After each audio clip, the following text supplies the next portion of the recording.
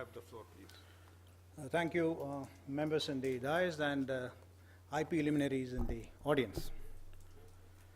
This concise presentation I'll be making, cutting it down to about 10 to 15 minutes, is about a great puzzle that IPR practitioners and general scientific community in India are addressing.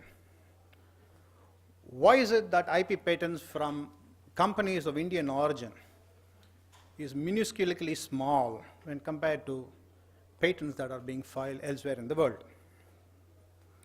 And as such this case, what could be the possible value of this minuscule ensemble of patents that is generated by Indian origin companies?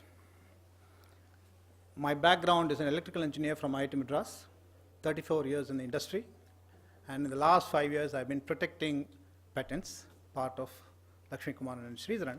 So I'm going to give you a perspective of what is the industrial problem that's actually afflicting the Indian industry, with special mention to the SMEs that James was looking for.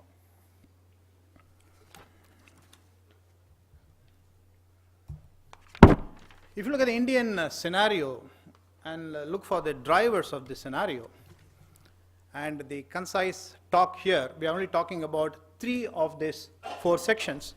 We will leave out the MNCs who have got huge R&D centers in India. There are more than 300 MNCs registered in India out of the top 1,000 companies in the world, and they are churning out research in a huge number. But what is of interest to us is what happens to the Indian origin companies and how are they adding value to this system. I've taken a snapshot of the listings of filings that have been happening over the last 7 years in the Indian system. And unfortunately, if you find that if you look carefully with a microscope into these listings and have a look at the origin of the companies who have been filing this, you will find that less than 3% of these filings are coming from Indian companies who are outside the realm of MNCs.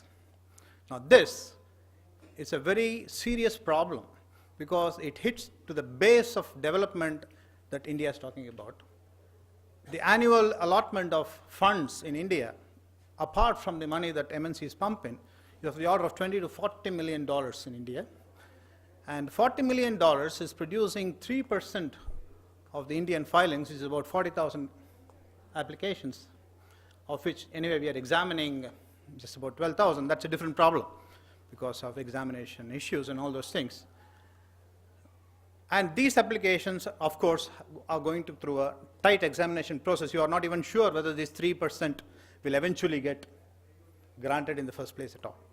So this is the background in which I'm going to weave my talk and come to some ideas and finally converge to what James put forward is the only solution for these Indian companies.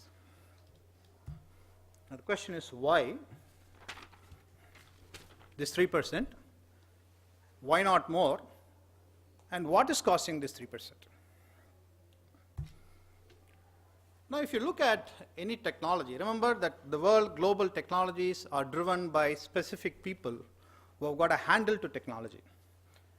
There is a very interesting compilation by an economist called Moore, who said that any growth in a global industry is very intricately connected to technical adaptation, which is the only one which can realize commercial value.